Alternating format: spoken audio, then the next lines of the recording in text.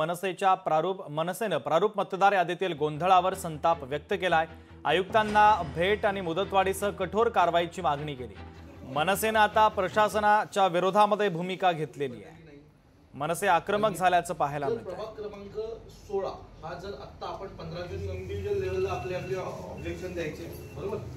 जर इंडिव्हिज्युअल लेवलला आपल्याला ऑब्जेक्शन करायचे असतील तर त्या याद्या तर ओरिजिनल असल्या पाहिजे। त्या याद्यांमध्ये एक तर पहिला फोटो नाहीये।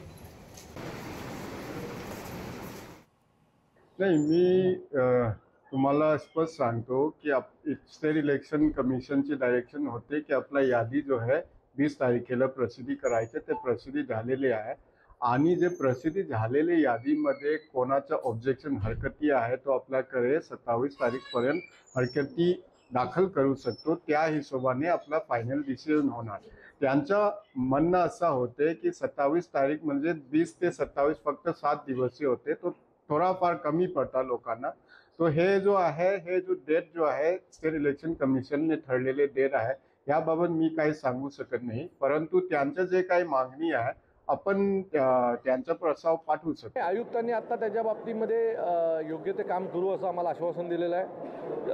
ऑब्जेक्शन घेण्याच्या ज्या तारखा आहेत त्या देखील वाढवून मिळाव्यात, त्याच्या बाबतीत ते निवडणूक आयोगाशी पत्रव्यवहार करणार आहेत असं त्यांनी आता आपल्या सगळ्यांसमोरच आपल्याला सांगितलेलं आहे। सो त्यांच्या हातात जे आहे ते जरी त्यांनी केलं तरी बऱ्यापैकी निवडणुकीला शिस्त येईल। आणि आम्ही हे जे सगळं करतोय ना, याच्या मागचं कारण तुम्हाला सांगतो। आम्ही हे जे करतोय ते यासाठी करतोय की आम्ही आत्ता जे काही करतोय ते प्रेमाने करतोय, पण निवडणुकीच्या दिवशी जर काही खोटं करण्याचा कोणी प्रयत्न केला तर आम्ही आयुक्तांना जबाबदार धरू।